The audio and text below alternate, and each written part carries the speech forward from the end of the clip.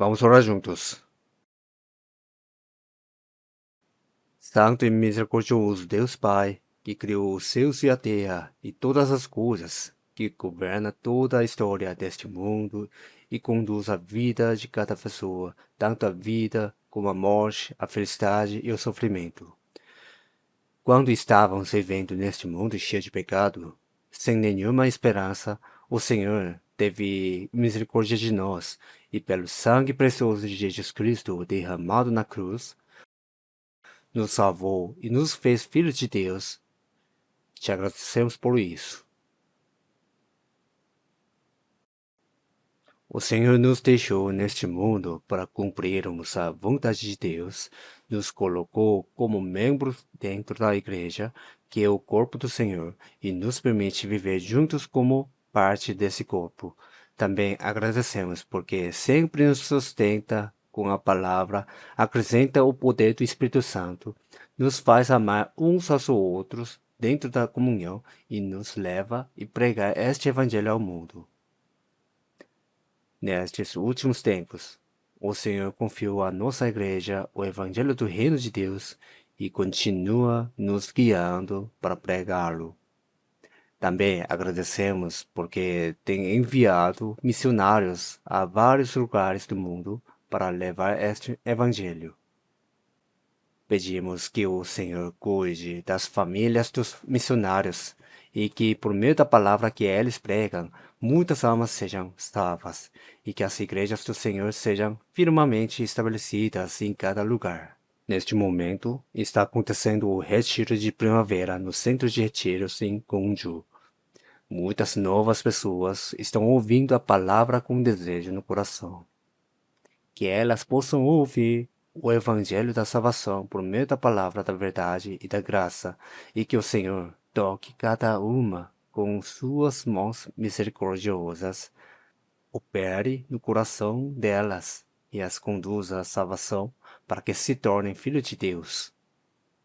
Nesta manhã, queremos mais uma vez refletir em nosso coração a palavra do Senhor. Deus Pai, nos guia com a palavra que precisamos. Oramos em nome do Senhor Jesus Cristo. Amém. O coral vai louvar.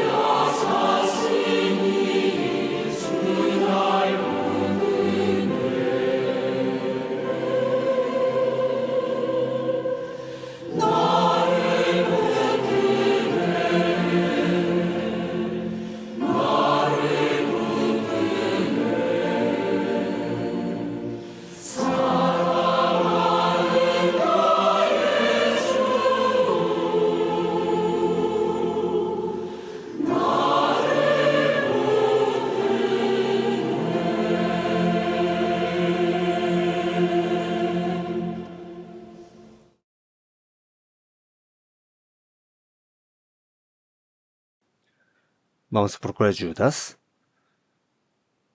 Judas. Judas, capítulo 1.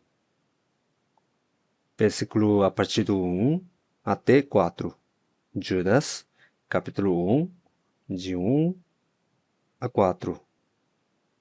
Eu lerei.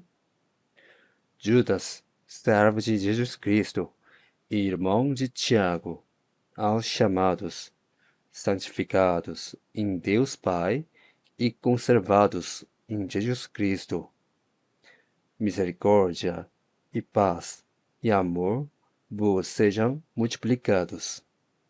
Amados, procurando eu escrever-vos com toda a diligência acerca da salvação comum, tive por necessidade escrever-vos e exortar-vos a batalhar pela fé que uma vez foi entregue aos santos.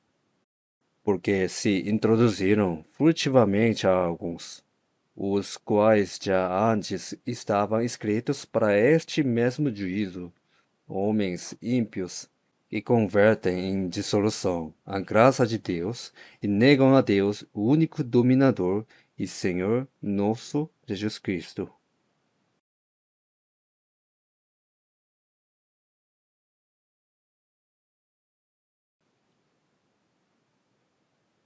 Esta epístola de Judas não é daquele Judas Iscariotes. O Judas Iscariotes em inglês é Judas. Judas. E aqui, Jude. Na nossa língua fica igual, mas em inglês, Jude. Jude. Assim, são pessoas totalmente diferentes. Quem é esse Judas? Ele é irmão de Jesus Cristo, filho de Maria, da mesma família.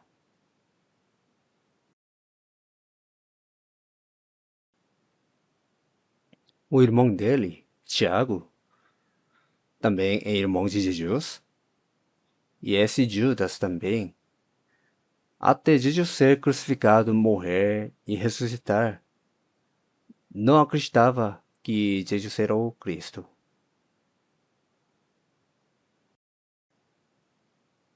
Mas, depois de encontrar o Jesus Cristo ressuscitado, eles acreditaram. Ele é Senhor meu e Deus meu. Aquele irmão com quem ele vivia junto, comia junto dentro de casa, era o Messias enviado por Deus, o Cristo, o Deus que veio para me salvar. Esse é Judas escreveu essa carta curta. Por quê?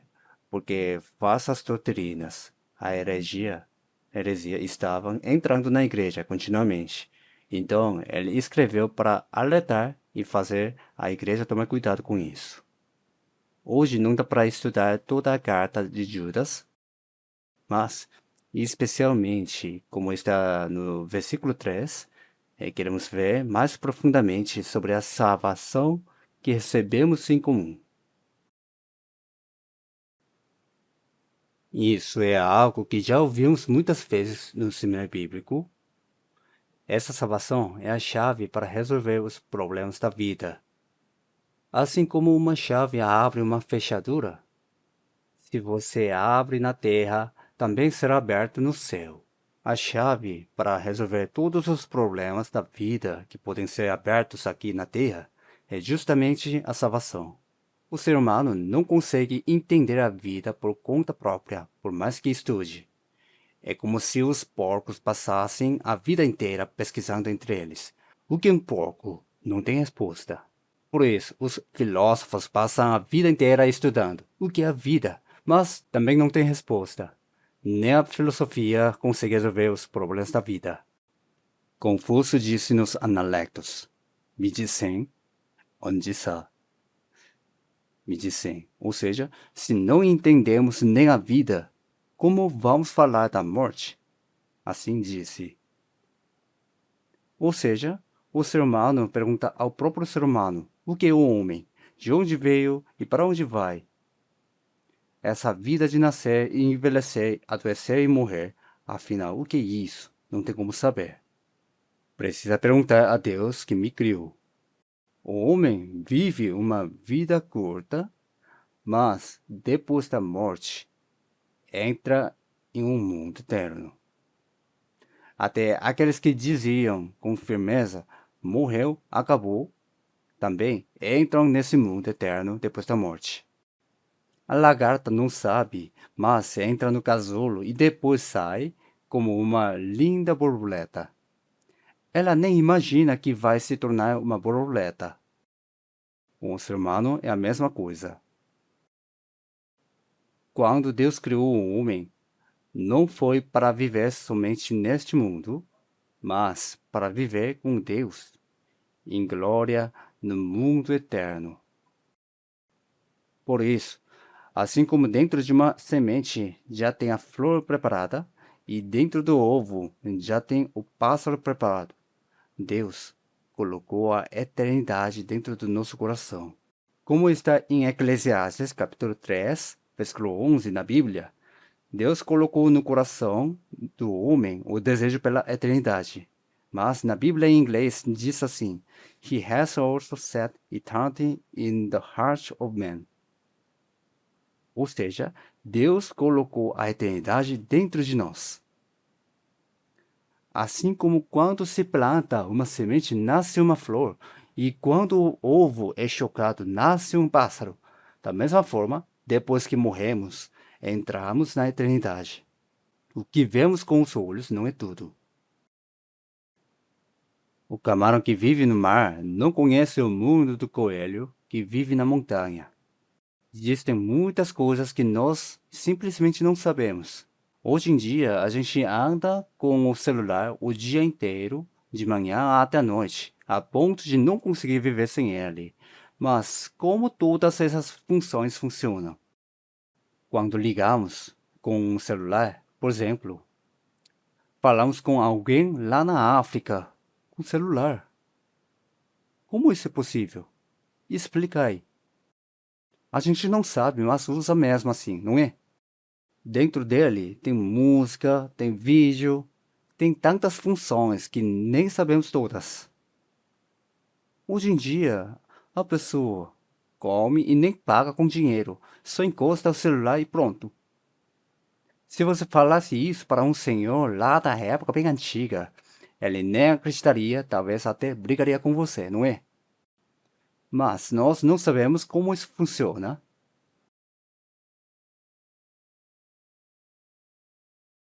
Se quem planejou, projetou e fez não explicar, a gente não tem como saber. Igualmente, a vida é do mesmo jeito. Dizem que a vida da lagarta tem 3 fases. O ovo é a primeira fase, a vida como lagarta é a segunda fase, e a vida como borboleta é a terceira. Assim também é a nossa vida, ela tem 3 etapas. Os 280 dias, cerca de 10 meses, dentro do ventre da mãe, essa é a primeira fase. Mas imagine que tem gêmeos dentro da barriga da mãe e eles conversam entre si. Ei, você acredita que existe uma mãe? Não. E você acredita? A gente nunca viu a mãe nenhuma. Como pode acreditar? Eles só conhecem o mundo dentro daquele lugar, não é? Mas quando saem da primeira fase e entram na segunda, descobrem que existe um mundo completamente diferente. A primeira fase é uma preparação para a segunda, e a segunda é uma preparação para a terceira, e essa terceira fase é o mundo eterno. O propósito principal de Deus ao nos dar esse mundo eterno, esse mundo espiritual, é nos conduzir para a glória. Porque todos pecaram e destituídos estão da glória de Deus. Para entrar nessa glória de Deus, é necessário ser salvo. A graça que Deus quer nos dar pode ser resumida em 2 coisas: salvação e glória. Sem receber a salvação, não pode ter a glória depois. A salvação é a porta. É preciso entrar por ela. Vamos supor, imagine alguém que entra na Universidade de Seul e assiste às aulas por 4 anos, indo de sala em sala. Ele não recebe diploma. Não é verdade? É preciso entrar de fato. Tem que passar por essa porta estreita. Por isso Jesus também disse: esforçai-vos para entrar pela porta estreita. Muitos procurarão entrar e não poderão. Receber a salvação é como passar por uma porta. A porta separa completamente o lado de fora e o lado de dentro. Você abre a porta do carro e entra. Então, o mundo de fora e o de dentro do carro são diferentes. Você entra pela porta da igreja, o mundo de fora e o de dentro da igreja também são completamente diferentes. A porta é justamente isso, a passagem de um mundo para outro. E esse caminho é a porta. Por isso, Deus chama a porta da salvação de porta estreita. Mas existem muitas que nem são portas de verdade e mesmo assim são largas e muitas pessoas entram por elas.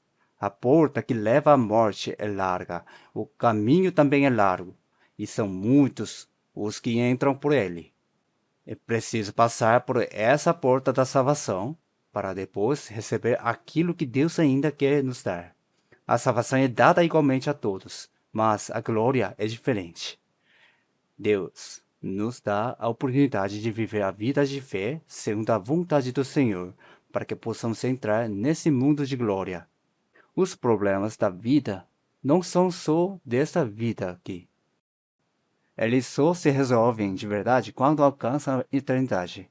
Por isso, mesmo que a pessoa passe a vida inteira estudando só os problemas desta vida, não consegue resolver. Não sabemos de onde viemos, nem para onde vamos, nem se a morte é o fim ou não. Todos os problemas da vida só se resolvem quando entendemos o plano, providência de Deus.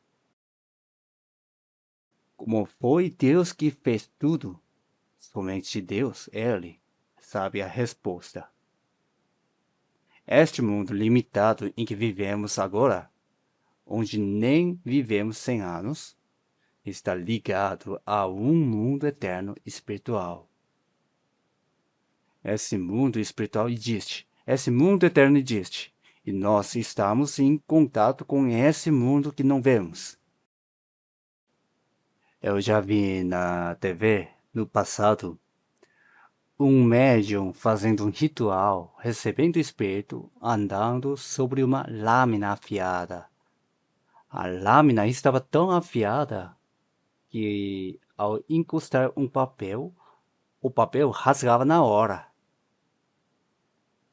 Mas ele subia ali descalço e até dançava em cima e não se machucava o pé.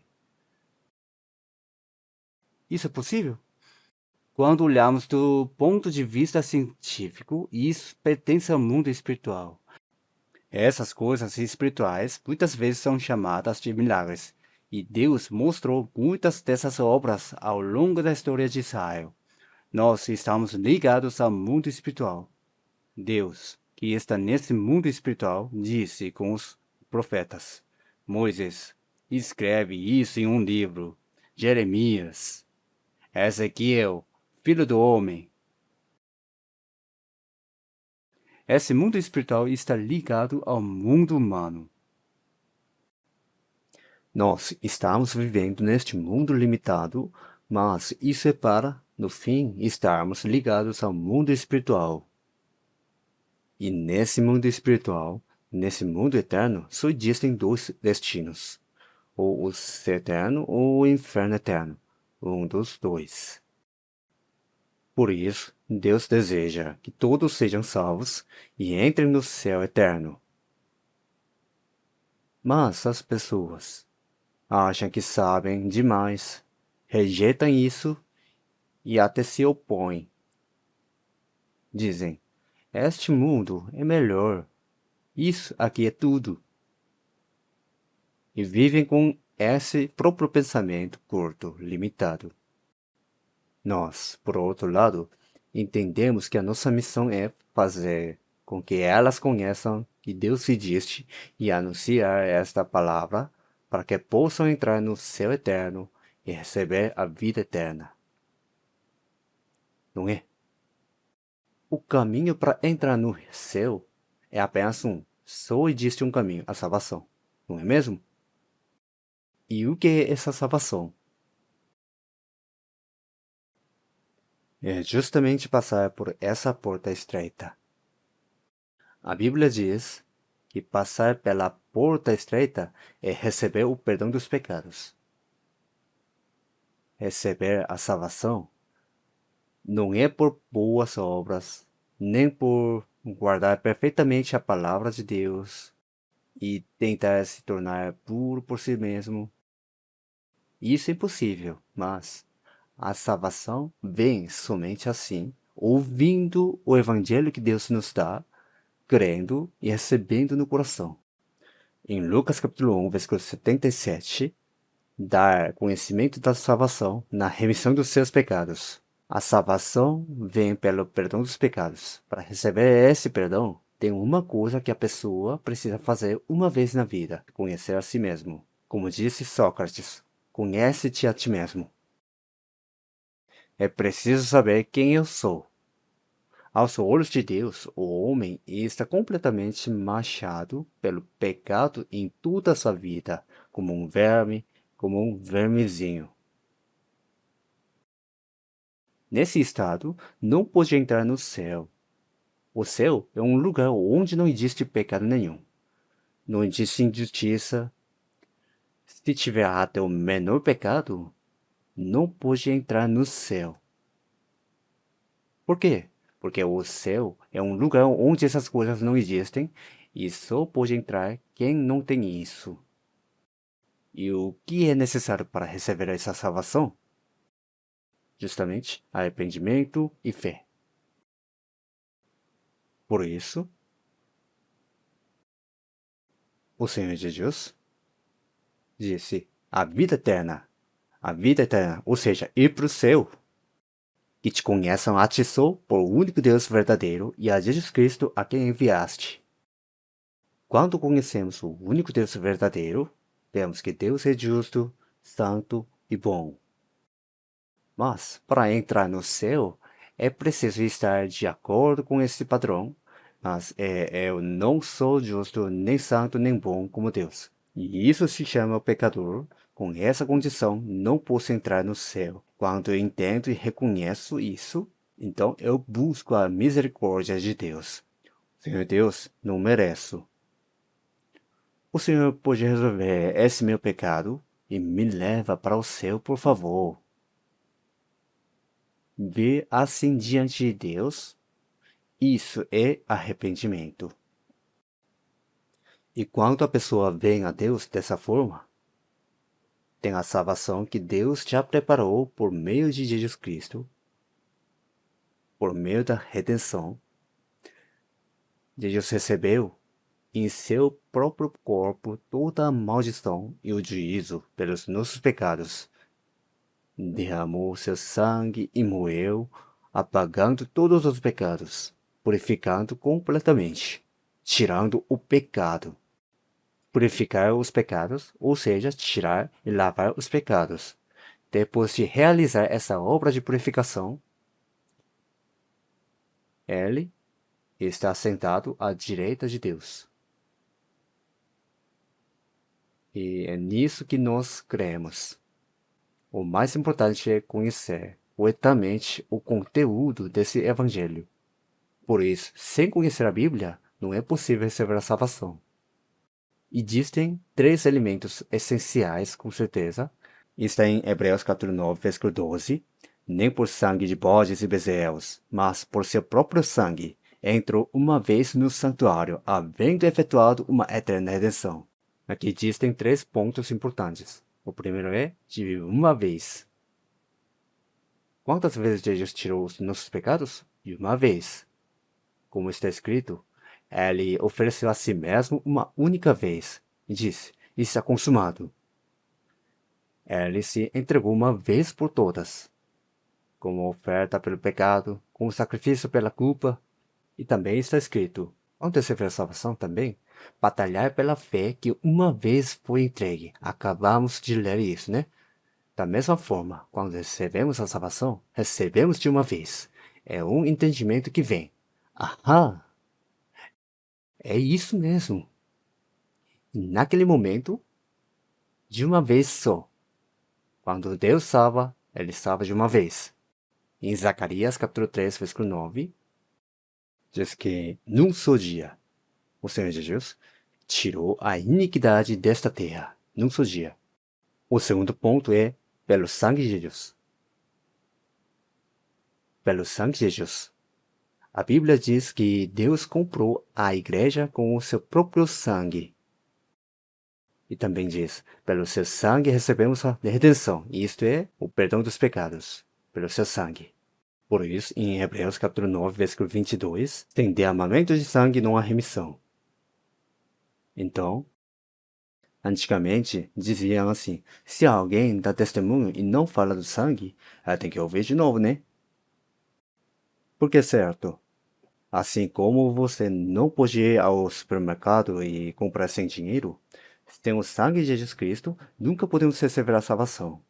Somente pelo sangue. Por isso, em Apocalipse capítulo 1, versículo 5, diz, e em seu sangue nos lavou dos nossos pecados. E o terceiro ponto, esse perdão cobre só os pecados do passado? Não, ele realizou uma redenção eterna. Por isso, aperfeiçoou para sempre. E em Hebreus capítulo 5, versículo 9, veio a ser a causa da eterna salvação. A salvação eterna precisa desses três pontos. O Senhor Jesus está vindo ao encontro de João Batista, que estava batizando no Rio Jordão. João Batista já tinha recebido uma palavra do Espírito Santo. O Espírito disse a ele, sobre aquele que vires descer o Espírito, e sobre ele repousar, esse é o que batiza com o Espírito Santo e testemunha.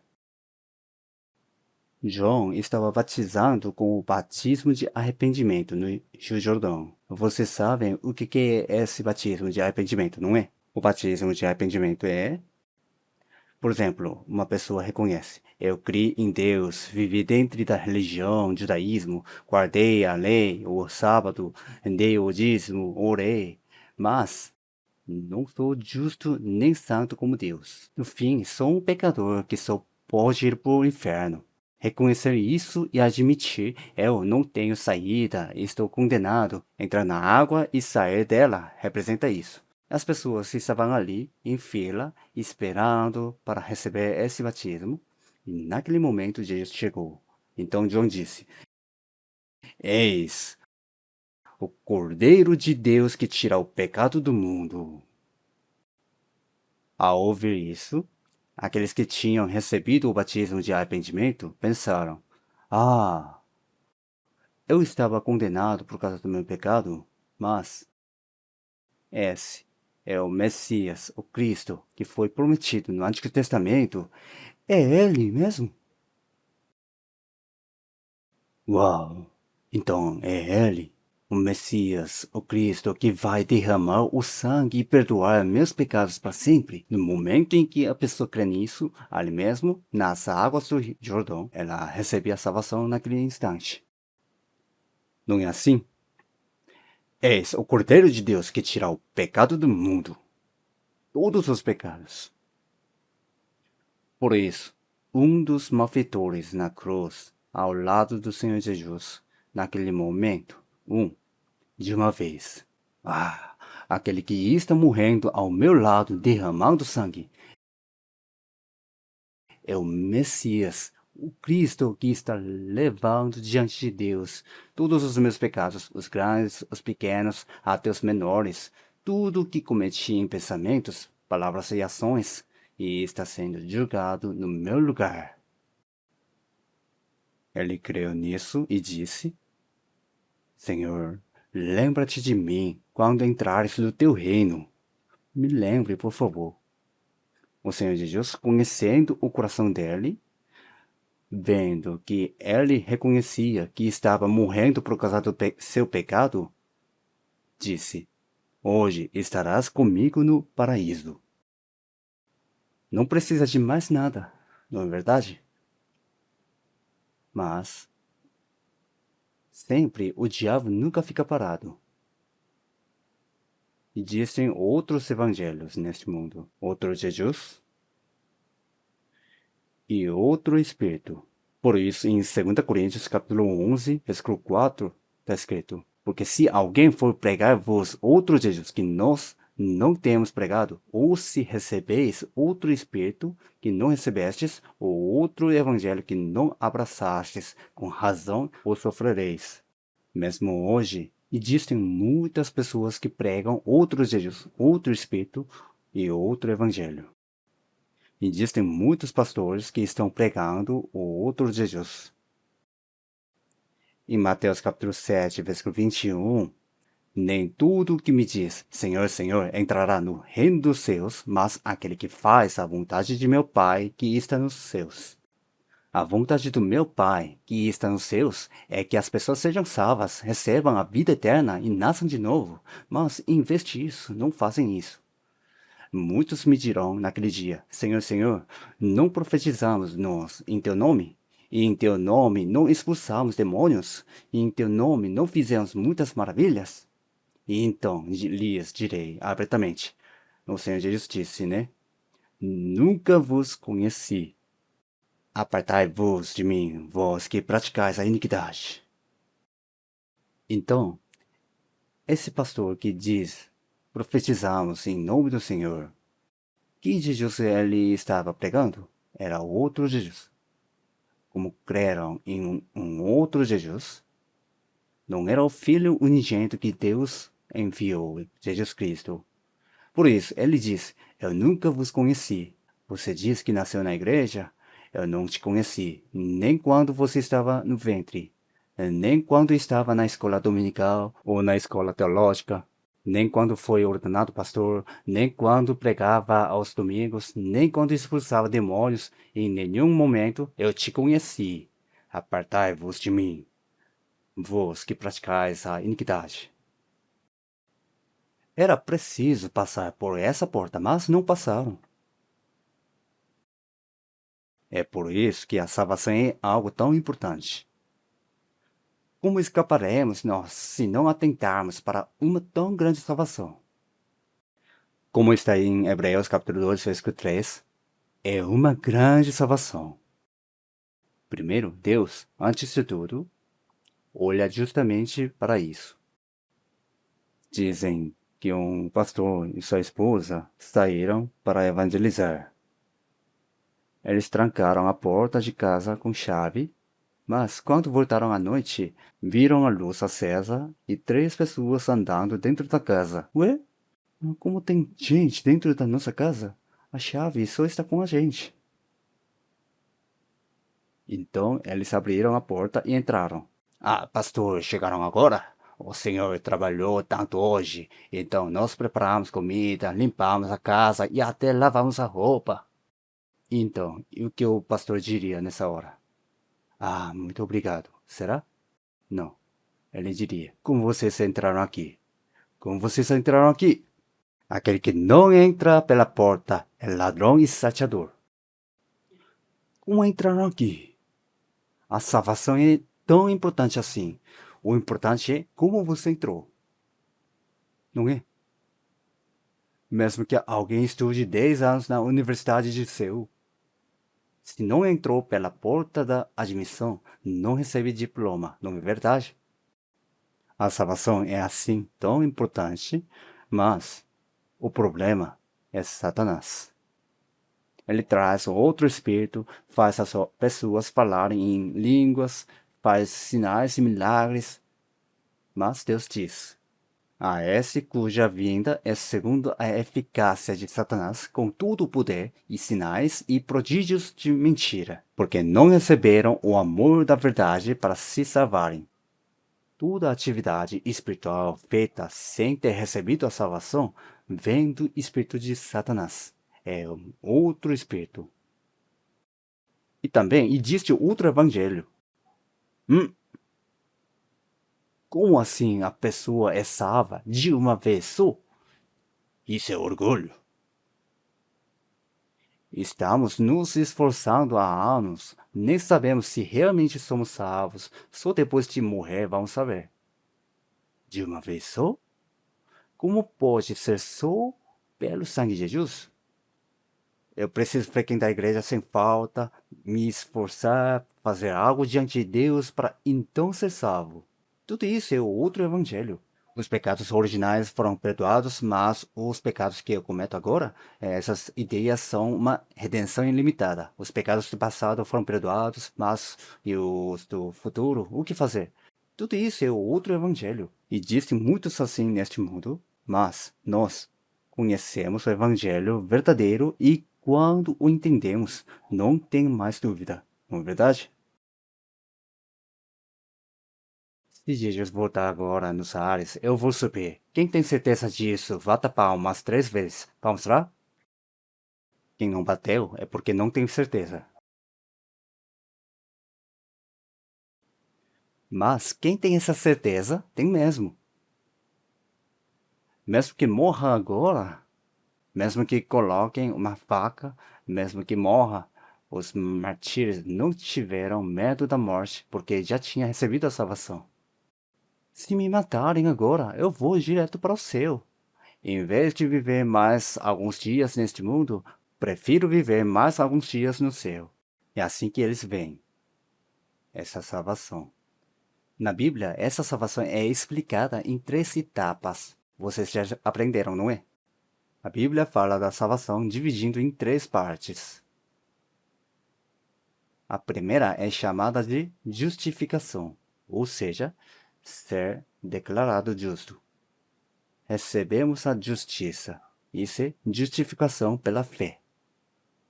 E fomos declarados justos pela fé, mesmo não sendo justos. Isso é a salvação da alma. É nascer como filhos de Deus. Salvação é nascimento. É nascer de novo. É se tornar uma pessoa completamente nova. Então, depois de nascer, vem a segunda etapa, crescer, né? Isso é chamado de santificação. Em inglês se diz sanctification. A santificação é viver tendo Jesus Cristo como um alvo, buscando se tornar cada vez mais parecido com Ele. Depois de nascer como filho de Deus, esse processo de crescimento também é chamado de salvação. Isso é a santificação. Nós explicamos como a salvação da vida cotidiana ou a salvação do caráter. E ainda tem uma parte que não foi salva, o corpo. Por isso, quando ficamos doentes, ainda precisamos ir ao hospital. Esse corpo ainda exige muitas coisas. Pede para fazer maquiagem, para lavar, para alimentar. O corpo ainda não foi salvo, mas existe a salvação que vai transformar esse corpo, fazendo dele um corpo espiritual, como o dos anjos. E isso é chamado de glorificação. Em inglês, glorification. Nesse momento, estaremos completamente separados do pecado. Esse é o fruto, o resultado final que o Senhor recebe. Existem 3 tipos de salvação e não podemos confundir isso. A salvação que já recebemos, a justificação, o novo nascimento como filhos de Deus, isso é no passado. Por isso dizemos, fomos salvos. O que significa isso? Deus é o Deus da justiça, então o julgamento pelo pecado precisa acontecer. Mas esse julgamento foi colocado sobre Jesus. E Jesus levou os nossos pecados e recebeu o juízo em nosso lugar. Quando cremos nessa redenção, Deus considera essa fé como justiça. E assim, fomos justificados, recebemos a salvação. Diz assim, Efésios capítulo 2. Efésios capítulo 2, versículo 8 e 9. Vamos ver. Efésios 2, versículo 8 e 9. Vamos ler juntos. Porque pela graça sois salvos, por meio da fé. E isto não vem de vós, é dom de Deus. Não vem das obras, para que ninguém se glorie. Sois salvos. Existe essa expressão, fomos salvos. Então, se fomos salvos, significa que tem alguém que nos deu essa salvação. Então, quem foi que me deu a salvação? A Bíblia diz, em nenhum outro há salvação. E também diz que não existe outro nome debaixo do céu, nenhum outro nome há dado entre os homens pelo qual devamos ser salvos. O Senhor Jesus também disse, eu sou o caminho, e a verdade e a vida. Ninguém vem ao Pai, ao céu, senão por mim. Assim disse, essa salvação é dada por Jesus, mas precisa ter acontecido de fato, não é? Há 2000 anos, no Monte do Calvário, o Senhor Jesus derramou seu sangue na cruz e declarou a toda a humanidade, está consumado. Ao morrer derramando seu sangue, ele realizou a salvação de toda a humanidade, pelos de todo o mundo. Ou seja, todos os pecados do mundo foram colocados sobre Jesus na cruz e todo o juízo por esses pecados foi executado ali. Por isso, qualquer pessoa que crê nesse fato recebe o perdão e fica sem pecado, de tal forma que não pode mais ir para o inferno. Então, tem pessoas que criticam o cristianismo e dizem: ah, vocês dizem que quem crê vai para o céu e quem não crê vai para o inferno? Como isso pode? Mas, se entenderem todo esse processo, que o Senhor Deus veio a este mundo em forma de homem e realizou a salvação, eles não falariam assim, não é mesmo? Como lemos em Isaías 53, o Senhor Jesus passou por todo aquele sofrimento e dor para salvar a mim, uma pessoa. Se alguém rejeita esse amor, essa grande graça, o que vai acontecer? Por isso o Senhor Deus já deixou tudo preparado para que ninguém precise ir para o inferno. Certo ou errado? Certo, não é? Mas o curioso é que, mesmo assim, existem as pessoas que insistem em ir para o inferno. Isso também é um milagre. Deus já preparou a salvação para todos. Para mim também, Ele já tinha preparado há 2000 anos. Mas eu nem tinha nascido naquela época. E vivendo agora, no começo, eu ficava em dúvida se Deus existia ou não, mas por meio da Bíblia, passei a ter certeza de que Deus existe, e que o céu e o inferno existem. E desejando ir para o céu, percebi que eu estava no caminho da morte. Então me arrependi e voltei para Deus e compreendi o amor da redenção que o Senhor Jesus Cristo realizou. O dia em que eu entendi isso e recebi a salvação, esse é o dia da minha salvação. E disse esse dia, não é? O dia em que eu não sabia, mas ouvi o Evangelho e criei que meus pecados foram perdoados. Esse é o meu dia da salvação. É o dia da minha salvação. Ah, é isso. Até então eu vivia neste mundo preso ao príncipe deste mundo, o diabo, seguindo o espírito que atua na desobediência, em que nasci de novo como filho de Deus para entrar no reino dos céus. Esse dia existe, não é verdade? Mesmo que você não lembre exatamente a data. A Bíblia, Colossenses, depois de Filipenses, Colossenses, capítulo 1, vamos ver. Colossenses capítulo 1, versículo 6. Colossenses capítulo 1, versículo 6. Vamos ler juntos. Que já chegou a vós, como também está em todo o mundo, e já vai frutificando, como também entre vós, desde o dia em que ouvistes e conhecestes a graça de Deus em verdade. Esse evangelho, depois de 2000 anos, chegou até nós. Nós nascemos neste mundo, ouvimos este evangelho e houve um dia em que realmente entendemos a graça de Deus. A graça significa isso. Como eu não podia fazer, Deus fez por mim. Existe um dia em que entendemos essa graça de Deus, essa obra de redenção. Desde o dia, como também está em todo o mundo, e já vai frutificando como também entre vós. Existe esse dia. Em Filipenses capítulo 1, versículo 5, pela vossa cooperação no Evangelho, desde o primeiro dia até agora. Existe um primeiro dia. Existe esse primeiro dia. A partir do dia em que a alma é salva, a pessoa permanece na igreja, que é o corpo de Cristo, e a vida de fé começa. Quando lemos os testemunhos dos homens de fé do passado, eles sempre registram o dia em que entenderam o amor e a graça de Jesus Cristo. Alguns até dizem claramente, em tal dia, em tal lugar, ouvi essa palavra, entendi o Evangelho e me tornei filho de Deus. Eles deixam isso bem definido.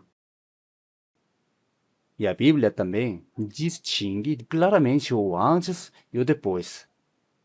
Antes, ou seja, antes de entender essa verdade, a pessoa vivia de um jeito, mas depois passa a viver de outro. Existe uma separação clara entre o antes e o depois. Antes de casar e depois de casar, a vida é diferente, não é? É igual? É diferente, não é? Antes vivia sozinho, agora vive junto com outra pessoa. Mas imagina alguém criticando. Olha lá, aquele casal tem um dia de casamento. Isso faz sentido? É a mesma coisa que dizer. Aquela pessoa tem um dia de aniversário e ainda comemora. Que estranho. Isso faz sentido? Claro que não. Isso quer dizer que existe um dia. Porque não existiria. Está na Bíblia. Mesmo que alguém, como um órfão, não saiba ou tenha esquecido o dia do seu aniversário. Mas isso quer dizer que ele não tem aniversário porque não sabe da sua data de nascimento? É, só porque não sabe o dia de nascimento, não existe o dia? Quem pensa assim, levanta a sua mão, por favor. Ninguém, né?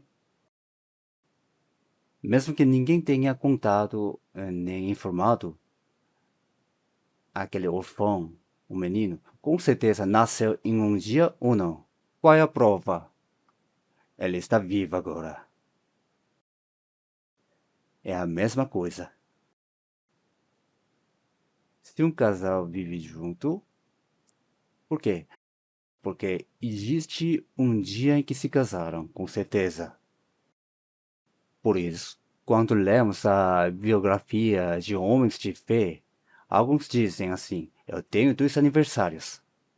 Um é o dia em que nasci fisicamente dos meus pais, e o outro é o dia em que nasci de Deus, pela palavra, quando minha alma nasceu de novo. Eles dizem assim: eu tenho dois aniversários. Mas o problema é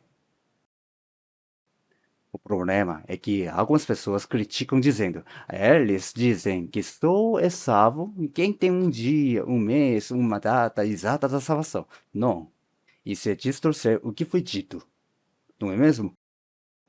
Nós podemos até esquecer a data. Quando damos testemunho, não falamos sempre, fui salvo no dia tal, mês tal. Às vezes falamos, às vezes não. Mas se não tiver essa data, não pode ir para o céu. O que você acha disso?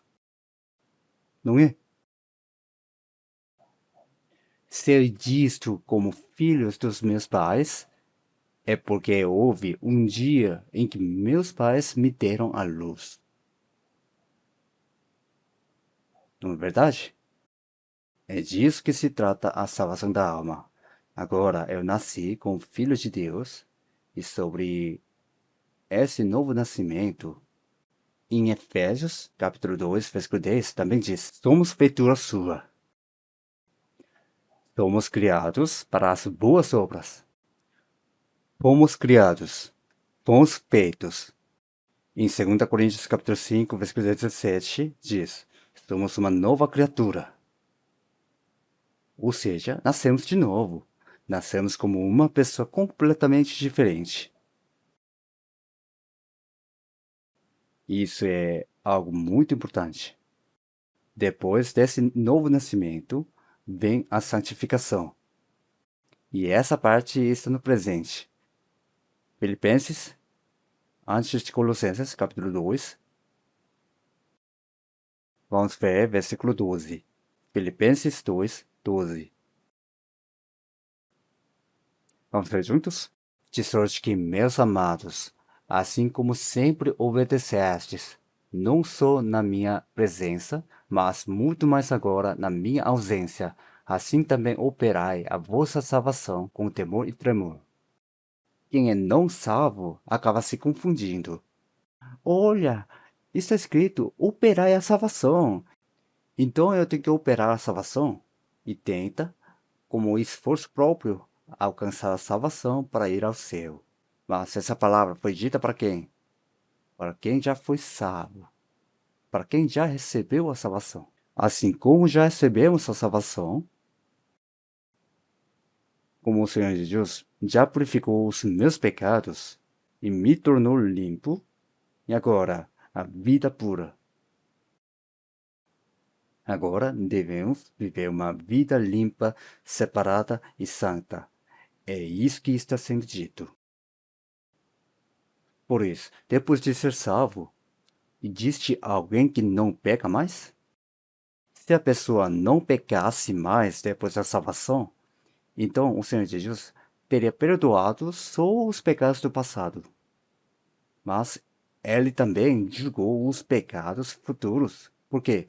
Porque até o dia da morte não conseguimos deixar de pecar.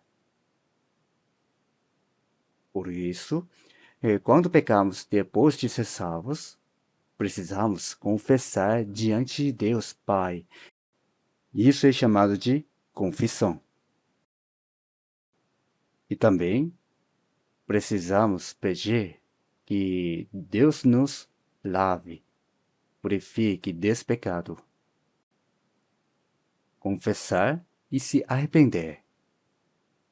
Isso é necessário. Quando Davi pecou, ele reconheceu diante de Deus que tinha pecado. Quando pecamos, não é apenas um problema entre mim e outras pessoas. Esse pecado está entre mim e Deus.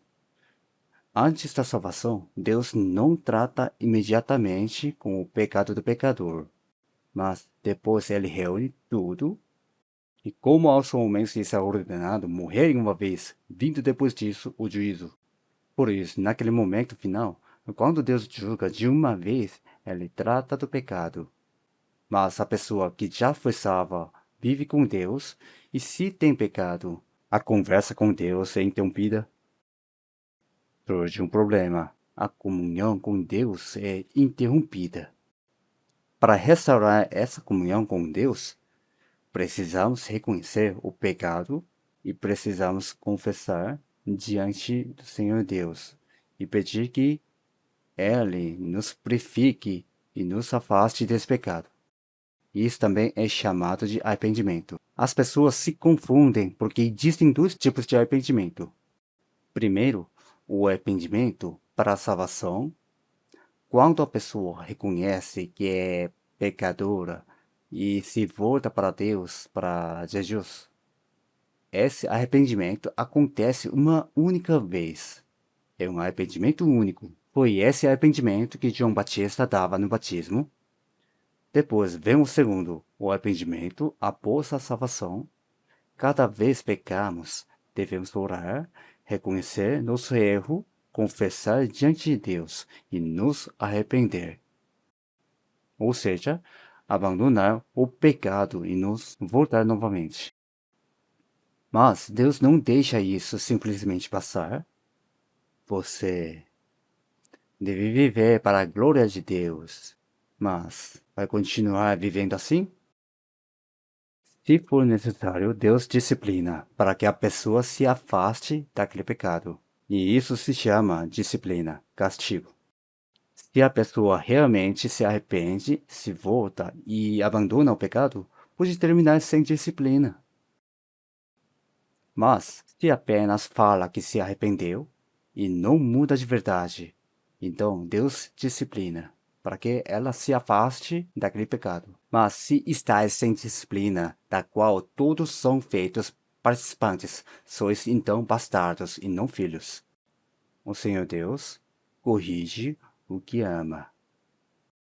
Por isso, é para nos levar a viver corretamente. Isso é a santificação. Mas algumas pessoas nos criticam dizendo assim: vocês dizem que depois de receber a salvação não tem mais nada a ver com o pecado.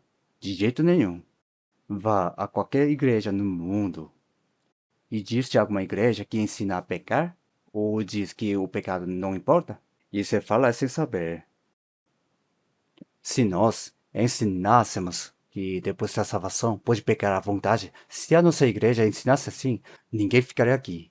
Por quê? Porque isso não é o Evangelho, não é a Bíblia, não é a palavra de Deus. As pessoas diriam, essa igreja ensina errado, e iriam embora. Nunca, não é isso. De jeito nenhum. Eu realmente não entendo por que falam assim sem ouvir, sem conhecer. Nós ouvimos isso sempre, todo domingo. O pastor fala sobre isso. Isso é santificação. Nós estamos continuamente vivendo esse processo de santificação. Por isso, em Apocalipse, eu repreendo e castigo. Se, pois, zeloso e arrepende-te. Quantas vezes falamos, abandone esse pecado, volte atrás. E se a pessoa não se volta até o fim, o que acontece? Deus pode até tirar a vida. Por isso, quem foi salvo não pode permanecer no pecado até o fim. Por quê? Porque Deus leva antes. Assim não dá, e Ele a leva. Na 1 João, capítulo 3.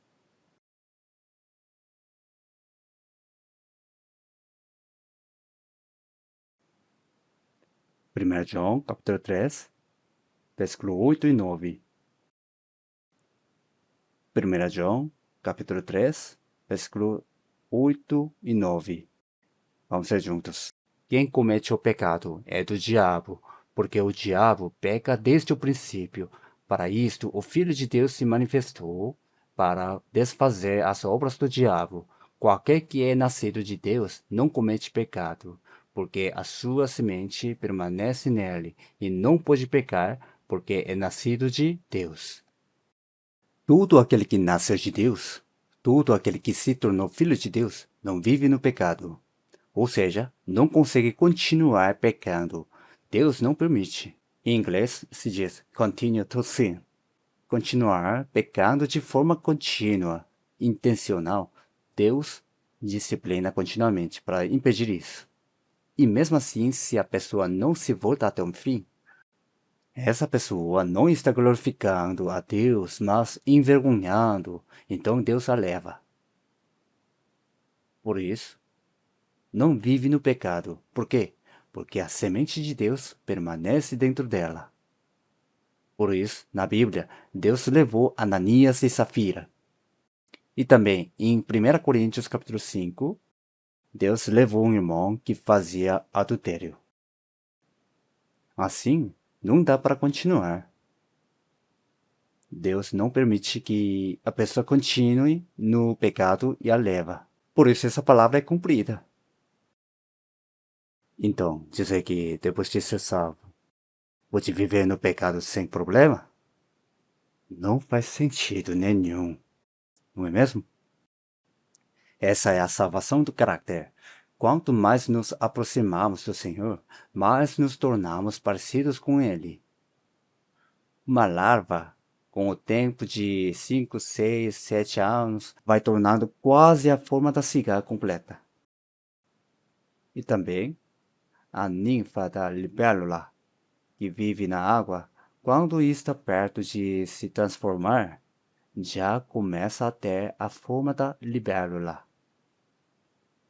Da mesma forma, quanto mais se aproxima o dia de encontrarmos o Senhor, mais a vida dele aparece em nós, nas nossas atitudes, nas palavras, no modo de viver.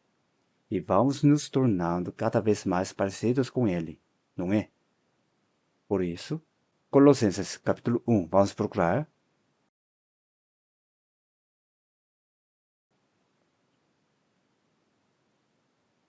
Colossenses 1, versículo 21. Colossenses 1, a partir do versículo 21.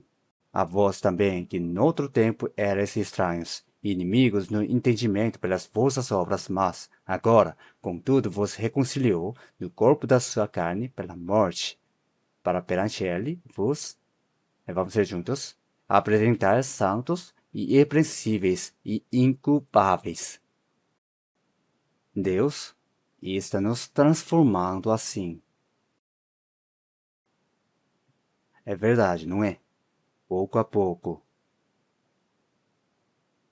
Ele faz com que dentro de nós, no interior, cresçam os frutos do Espírito. E quais são os frutos do Espírito? Amor, alegria, paz, longanimidade, benignidade, bondade, fidelidade, mansidão e domínio próprio. Dá esses frutos no interior. O fruto do Espírito cresce dentro de nós. E também existem frutos que aparecem para fora.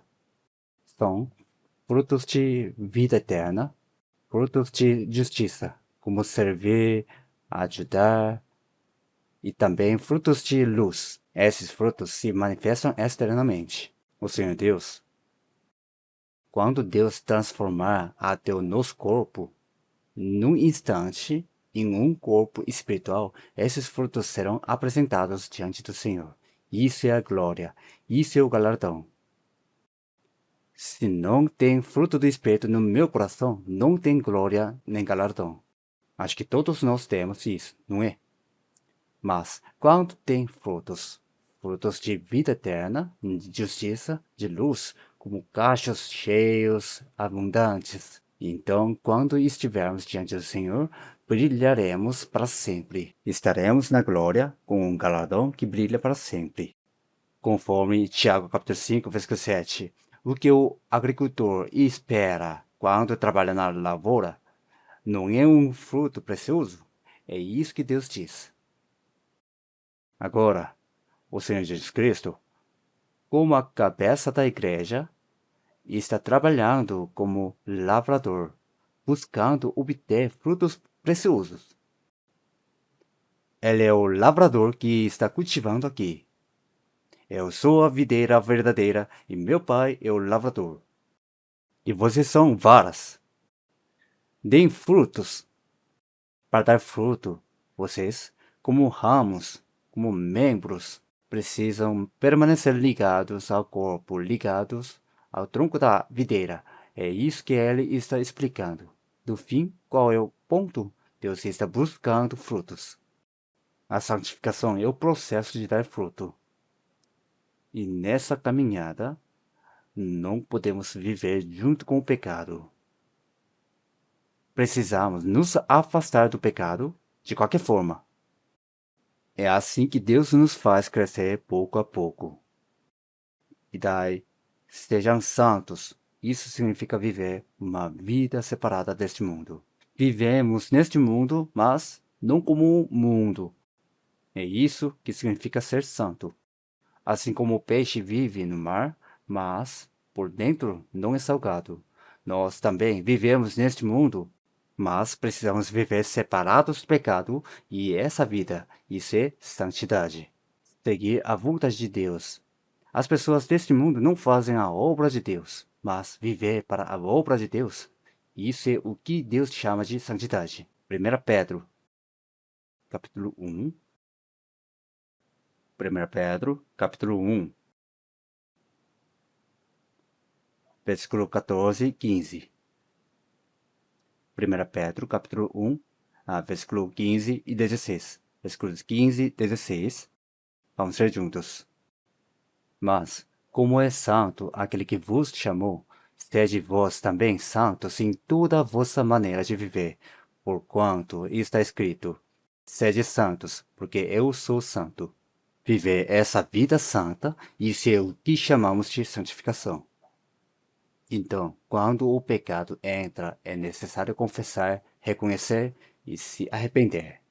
Esse processo é necessário. Não é verdade?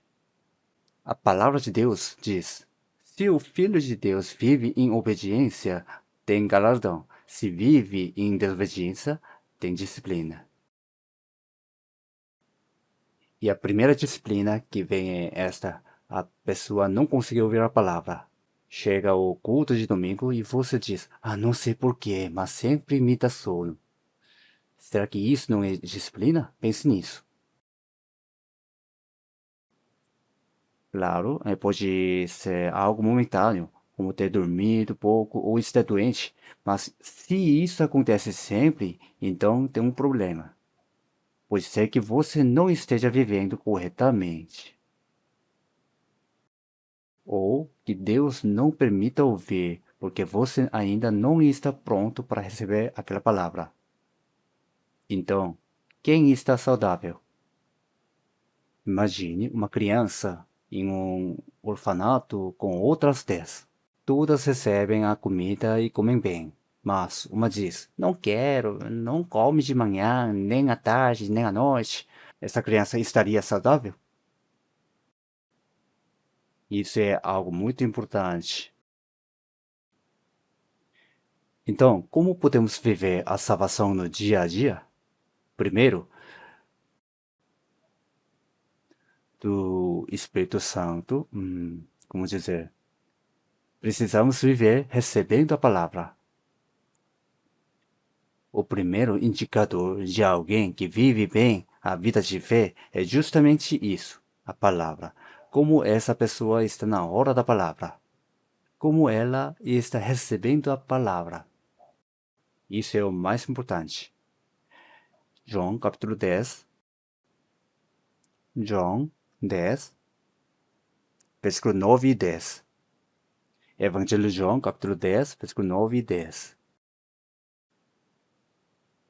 Vamos ser juntos. Eu sou a porta. Se alguém entrar por mim, salvar-se-á e entrará e sairá e achará pastagens. O ladrão não vem senão a roubar, a matar e a destruir. Eu vim para que tenham vida e a tenham com abundância. Isso é graça por graça. Assim como a salvação da alma acontece pela graça e pelo poder de Deus, a salvação na vida cotidiana também é assim. Ela acontece pela graça e pelo poder de Deus, mas precisamos receber isso, precisamos ser alimentados. Assim como precisamos comer para viver com saúde, na vida de fé também precisamos comer a palavra. Precisamos ouvir bem e essa palavra precisa ser assimilada dentro de nós para que possamos cumprir a salvação do caráter. Depois disso, precisamos ser guiados pelo Espírito Santo. Precisamos ser cheios do Espírito. Quando fomos salvos, o Espírito Santo veio a nós, ele atua em nós pessoalmente e também conduz a igreja. Por isso, precisamos seguir a direção do Espírito Santo. Por isso, em Romanos capítulo 8, versículo 14, porque todos os que são guiados pelo Espírito de Deus, esses são filhos de Deus. Uma vida guiada por Deus. Precisamos ser guiados pelo Espírito Santo. O Espírito Santo opera por meio da palavra e também por meio dos servos, obreiros, que Deus estabeleceu à frente. Seja em equipes, grupos pequenos, distritos, setores. Todas essas estruturas têm pessoas que Deus levantou e por meio delas, o Espírito de Deus atua e nos conduz. É assim que somos guiados pelo Espírito de Deus. Em terceiro lugar, precisamos viver em comunhão. A comunhão é algo muito importante. Deus nos conduz dentro dessa comunhão. É nela que servimos, é nela que evangelizamos. Tudo acontece dentro da comunhão. Sozinhos não conseguimos, não é? Efésios 4, depois da 2 Coríntios, um pouco adiante, Efésios 4, versículo 15 e 16. Efésios 4, 15 e 16. Vamos ler juntos? Antes, seguindo a verdade em amor, cresçamos em tudo naquele que é a cabeça, Cristo, do qual todo o corpo, bem ajustado e ligado pelo auxílio de todas as juntas, segundo a justa operação de cada parte, faz o aumento do corpo para sua edificação em amor. Manter contato uns com os outros, estar ajustados e ligados e unidos, isso é comunhão. Em Colossenses capítulo 2, versículo 19, todo o corpo, provido e organizado pelas juntas e ligaduras, vai crescendo em aumento de Deus. É assim que crescemos dentro da comunhão. E a última etapa da salvação é chamada de glorificação. Glorification. Seremos transformados em um corpo espiritual, como o corpo de Jesus ressuscitado. Isso está no futuro. Por isso, em Romanos capítulo 8, versículo 23, esperando a adoração, a saber, a redenção do nosso corpo. Assim está no futuro. Quando o Senhor Jesus voltar nos ares, do nosso corpo será transformado num corpo espiritual. Então, será um adeus eterno ao pecado. Seremos libertos completamente da presença do pecado. Isso é a consumação da salvação. Por isso, quando falamos da salvação, não devemos pensar apenas na salvação da alma. Não vamos pensar apenas na salvação da alma, no perdão dos pecados, mas temos que entender assim: justificação, a salvação da alma, e também santificação, a salvação que se realiza na vida cotidiana, operai a vossa salvação. E terceiro, a redenção do corpo que estamos aguardando. Essa parte, mesmo que você não faça nada, Deus vai cumprir 100%. Nem precisa se preocupar com isso. Basta saber que isso existe, não é? E também, na verdade, a Bíblia mostra 7 características de uma boa igreja. Hoje em dia, é a era da IA, né? Então, eu resolvi perguntar só para ver se ela sabia ou não. Perguntei, quais são as 7 características de uma boa igreja segundo a Bíblia? Então, e não importa onde você pergunta, as respostas são bem parecidas, são comuns. Primeiro, a igreja deve ser centrada na palavra. Esse é o primeiro ponto. Não pode ser centrada em pessoas, nem em organização, nem em filosofia. Tem que ser uma igreja centrada na palavra. Segundo, uma igreja onde o evangelho é claro. E a explicação dizia que ao ensinar o evangelho, é necessário falar de arrependimento e fé. Uma igreja que não fala de arrependimento não é uma boa igreja. Até a IA fala isso. Uma igreja com o evangelho claro é a nossa igreja, não é? Terceiro, uma igreja centrada em Jesus Cristo, não é? A igreja centrada em Jesus Cristo. Não é o pastor que está no centro, nem os líderes, nem qualquer pessoa deste mundo que causa problemas. Não são. O centro é Jesus Cristo. Essa também é a nossa igreja, não é? Quarto, uma igreja que é uma comunidade com o amor de Cristo. Isso também é a nossa igreja. Cuidamos uns dos outros, aceitamos uns aos outros. Se alguém está doente, nós vamos. Se alguém falece, nós vamos também. Se alguém está passando dificuldade, vamos lá, nem que seja para preparar uma refeição. Uma diaconisa disse algo assim.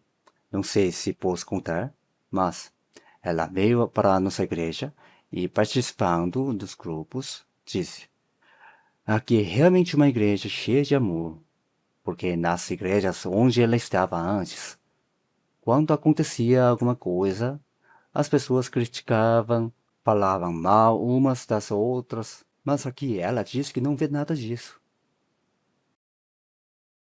Uma igreja, realmente, que é uma comunidade com o amor de Cristo. Nisto todos conhecerão que sois meus discípulos, se vos amardes uns aos outros. Isso também é a nossa igreja, não é? E quinto, uma igreja que busca a santidade. Não trata o pecado de forma leve, mas procura cada vez mais se parecer com Jesus Cristo e viver uma vida mais limpa. Não é isso que estamos fazendo? Sexto, uma igreja que promove o crescimento espiritual e o discipulado dos irmãos. Não é apenas participar de vez em quando, mas ajudar cada pessoa a crescer na fé, a ser transformada. Tem igreja que a pessoa só vai no domingo e volta. E acha que isso é vida de fé. Mas não é só isso.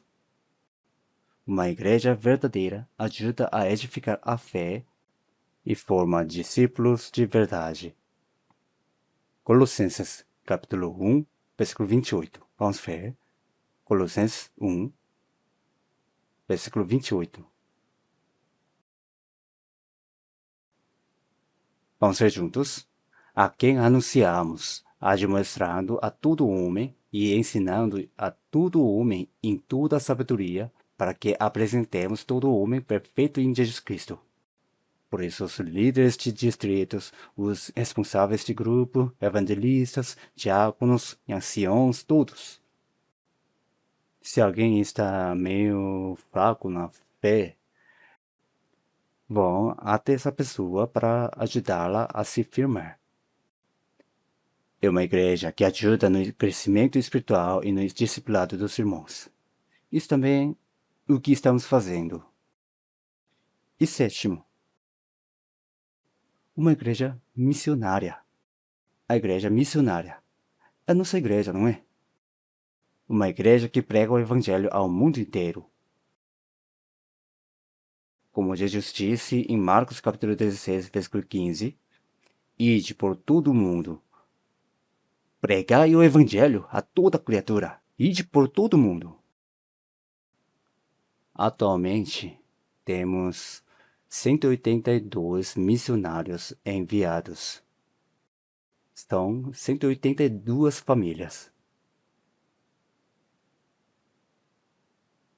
Se pensarmos em uma família com 4 pessoas, quantas pessoas isso dá? São muitos que foram enviados. Eles deixaram a vida que tinham na Coreia,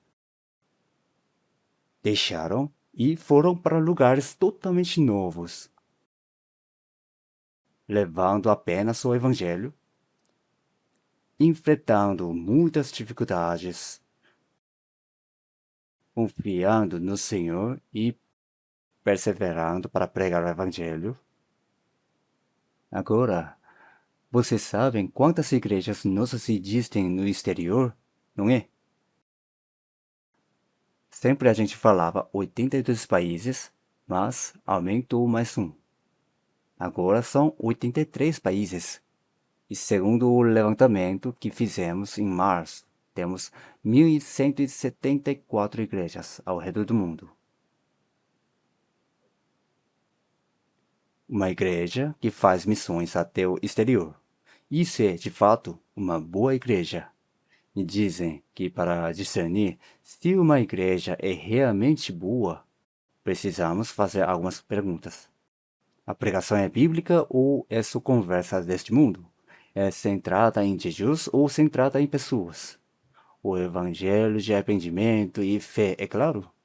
Ou o amor do Senhor está realmente presente? os irmãos estão sendo transformados? Se essas coisas estão acontecendo, então é uma boa igreja. A nossa igreja é uma boa igreja, não é? Sim, é.